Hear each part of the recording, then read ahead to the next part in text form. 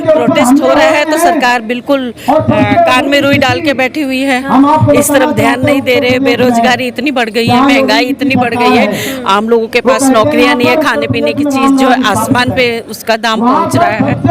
तो संघर्ष तो करना होगा ना, सरकार को तो जगाना होगा ना। यही है जो हमारे घर में बेरोजगारी है, तो बेरोजगारी को दूर करने के लिए सरकार कुछ कदम उठाए, खास करके जो सरकारी रिक्तियां हैं जिन पे इन्होंने रोक लगाई हुई है उसको दोबारा से भर्ती करे। पदों से तो कुछ नहीं होता, जो रिजल्ट है वो सबके सामने में है, सबको पता है कि महंगाई कितनी, आम आदमी का जीना कितना मुश्किल हो चुका है और बेरोजगारी कितनी ज्यादा बढ़ गई है। तो वो तो सब सामने लगा कि सरकार की कथनी और करने में कितना फर्क है।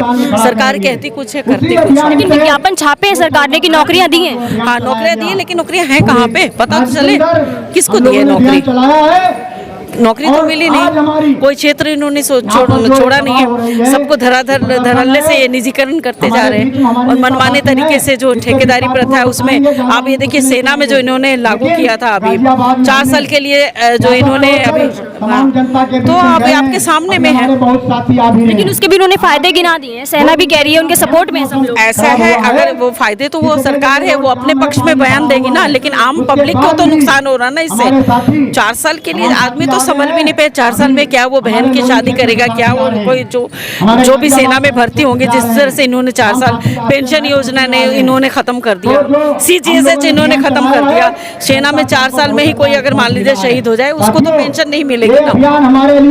और 4 साल में क्या होता है, 4 साल तो आदमी को संभलते हुए लगता है। सेना में भर्ती, सेना में काम करने का मौका मिलेगा, देशभक्त मौका तो सबको, जिसको भी मौका मिले। आज अगर मुझे मौका मिलेगा तो मैं भी जाके अपने देश के लिए शहीद हो जाऊंगी, तो उसका क्या मतलब। सरकार क्या कर रही है, सरकार की ड्यूटी नहीं है, सरकार का फर्ज है ना सैनिकों के लिए कम से कम खाना पीना, जो स्वास्थ्य सुविधाएं हैं, उनके बच्चों की पढ़ाई लिखाई, पेंशन है, ये तो चलता आ रहा है, तो चलना चाहिए ना। ये उनका कहना है देशभक्ति जागेगी, सबके अंदर देशभक्ति है, सबके अंदर देशभक्ति है, सारे देशभक्त है, कोई देशद्रोही नहीं है। देशभक्ति क्या जागेगी, जगाना क्या है, सबके खून में देशभक्ति है। तो ये घर घर जो तिरंगा यात्रा इन्होंने शुरू करी थी, ये इनकी अपनी मर्जी है, तिरंगा से सब प्यार करते हैं, तिरंगा पहले भी फहराते थे। जो नौजवान छात्र हैं उनका जीवन बिल्कुल भविष्य, कोई डिप्रेशन में जा रहा है, कोई आत्महत्या कर रहा है, किसी को बीमारी लग रही है।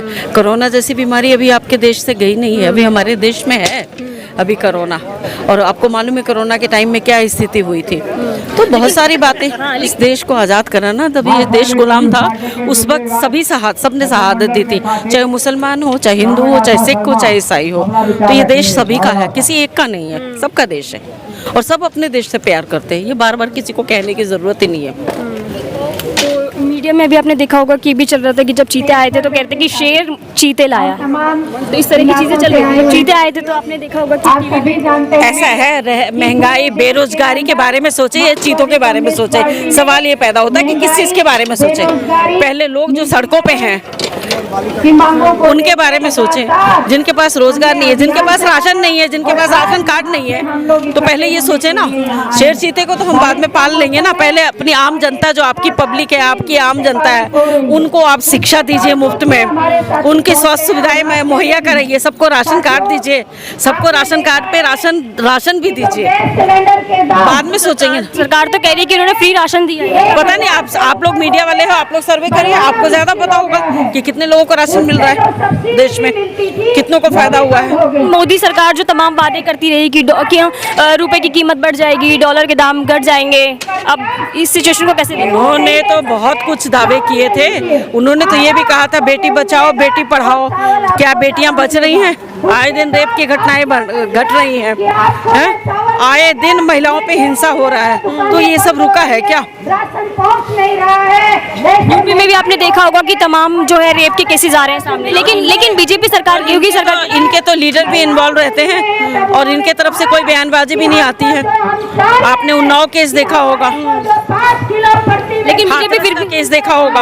हाँ, लेकिन बीजेपी फिर भी कहती है कि वहाँ पे बेटियां सुरक्षित हैं यूपी में, रात 12 बजे में निकल जाएं तो। आप लोग मीडिया से क्या सुरक्षित हैं? आप ये बताइए कितनी सुरक्षित है बेटियां? आए दिन रेप की घटनाएं घट रही है, तो अगर बेटियां अगर इतनी ही सुरक्षित अगर होती तो ये घटनाएं क्यों घटती? और रेप भी कर रहे हैं, मार के भी फेंक रहे हैं। कहाँ की सुरक्षा है, क्या सुरक्षित हो रही है बताइए। इसके बाद दूसरी मस्जिद में शिवलिंग होने का दावे किए जाते हैं। महंगाई, बेरोजगारी, इन सब से ध्यान भटकाने के लिए मंदिर और मस्जिद का तो कोई मुद्दा ही नहीं है। सदियों से सारे हिंदू मुसलमान प्यार मोहब्बत से रहते हैं, आगे भी प्यार मोहब्बत से रहेंगे।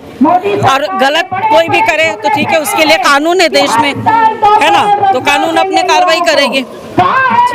तो लास्ट में मोदी सरकार से क्या कहना चाहते हैं? मोदी सरकार से ये कह रहे हैं जितनी भी अपनी जन विरोधी नीतियां हैं उसको वो त्याग दें और जनता के फेवर में, जनता के हक की लड़ाई के लिए वो काम करे, राशन दें, नौकरियां दें, खाली पदों को वो भर्ती करें, जो हमारे पढ़ने वाले जो नौजवान साथी हैं, जो छात्र छात्राएं हैं, उनको शिक्षा मुहैया कराएं, सभी को स्वास्थ्य सुविधाएं उपलब्ध करवाएं।